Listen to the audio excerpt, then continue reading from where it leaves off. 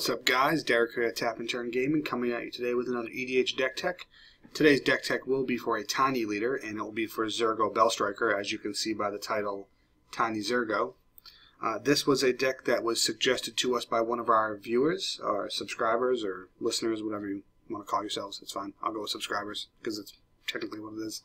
But that aside, my confusion aside, I would normally put the subscriber's name up on the screen to let them know that this was a deck for them, but in a unexpected circumstance, I lost all my paperwork that I had to organize my channel videos, so I don't have that information. I just remember that someone suggested it, so I'm putting it up.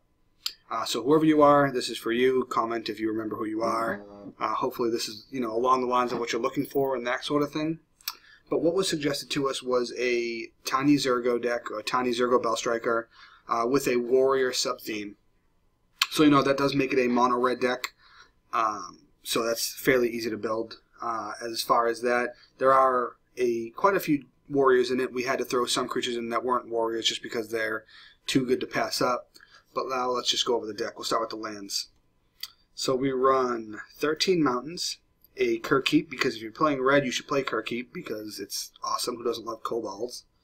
A Mystifying Maze, a Thespian Stage to copy your Valakut the Molten Pinnacle, and a Vesuva to copy your Valakut the Molten Pinnacle, so that you can start throwing damage at people's faces. Up next are sorceries. We run Anger of the Gods, Pyroclasm, Riftbolt, and Slagstorm. And then as far as artifacts, we run Ashnod's Altar, Hammer of Perforos, Hero's Blade, Nim Deathmantle, and Obsidian Battleaxe. And the reason we run Obsidian Battleaxe and Hero's Blade, to throw it out there, is that Zurgo is a warrior. Now what's going to happen is when you cast Zurgo or dash Zurgo, if you have your Hero's Blade down, you can automatically equip it to him, and that makes Zurgo a 5/4. And if you have your Obsidian Battleaxe down, it gives him a +2/+1, which makes him a 4/3. If you have them both on him, that makes him big.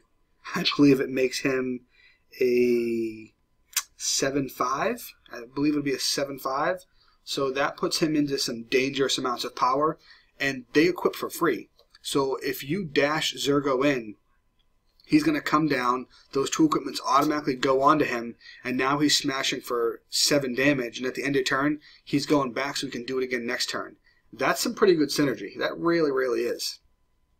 But moving on from those, for enchantments we run Fervor so that all your guys get haste, because why not? For instance, we run Burst Lightning to be able to, have it kicked and do a little more damage if need be. Incinerate, Lightning Bolt, Lightning Strike, Stagger Shock, and Volcanic Fallout. One thing I should mention is I feel like red went from probably the worst color in EDH to one of the more prominent colors in Tiny Leaders. The reason for that is red has so many burn spells that will kill just about everything in Tiny Leaders, as well as having almost all the sweepers now. Before red, had a couple sweepers and they were alright, but now they have pretty much all the sweepers because they have Anger of the Gods, Pyroclasm, Slagstorm, they have Volcanic Fallout, and then they have things like Earthquake and all those, and Breaking Point. Now they have so many sweepers, it's just silly. It's just, they went to probably one of the more powerful colors for Tiny Leaders. But lastly, we have our creatures. We have Ash Zealot. Even though her secondary ability of whenever a player casts a spell from a graveyard, she deals 3 damage to that player, probably won't get used that often. Probably won't kick off very often. But she is a 2-cost 2/2 with First Strike and Haste, and she is a warrior, so that's why we threw her in. Then we have Bloodmark Mentor, because he's a 2-cost 1/1 that gives all your red creatures First Strike. First Strike is nice. Bright Hearth Banneret, because he makes your guys all cost 1 less. Dragon Master Outcast. Now, he's one of the guys that's not a warrior. He's a human shaman, but he is bomb. Like, he really is. He's a 1-cost 1/1, but if you have down 5 lands at the time of your upkeep, you get a 5/5 red dragon that flies. And that's really just Value Town right there. He just takes you on a one-way trip to Value Town, and that's good stuff. Then we have the Rabble Master, because he's awesome and everyone knows it, and he's a warrior. Goblin War Driver, he's a warrior and he's awesome. Kargan Dragon Lord is a warrior, and if you invest the mana into him, he becomes an 8/8 monster. Keldon Marauders, 2-cost 3/3 warrior, and when he comes in, he deals 1 damage to a creature or player. Unfortunately, he has Vanishing, that's what it is, but he is pretty imposing when he comes down. Legion Loyalist, 1-cost 1/1 with haste, and when he and 2 other creatures attack, Creatures you control gain first strike and trample until end of turn and can't be blocked by creature tokens. That's a pretty cool ability. It really, really is. Lightning Berserker, 1 cost 1/1 with dash, and it also has fire breathing for the 1 red. That will be very prominent. That also works with the fact that she is a warrior with dash, so you can throw on that Obsidian Battle Axe when she comes in. Just cool stuff right there. Markov Battlemaster, another warrior, 3 cost 1/1 double strike, and whenever Markov Blade Master deals combat damage to a player, put a +1/+1 counter on it. Now what's really cool about the Blade Master is because it has double strike, those two abilities work very well off each other.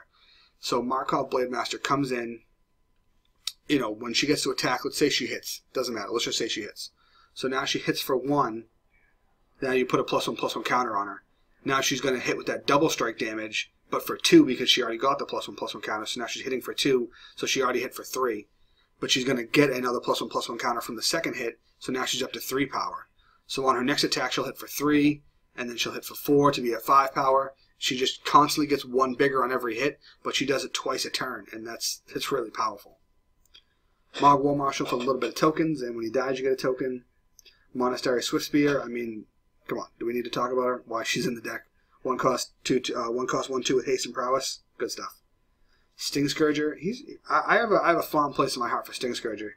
A 2 cost 2/2, and when he comes into play, you can return entire creature upon control to its owner's hand. That's just really, really cool. And then you just pair him up with things like Nim Deathmantle. So when he dies, you know, you play him for the 2, and his echo cost is 4. So why pay his echo cost? Let him die. If you have the Deathmantle down, use that 4 that you would have used for his echo to instead res him with the Deathmantle and get his ability again. And now he's a +2/+2, so he'll be a 4/4.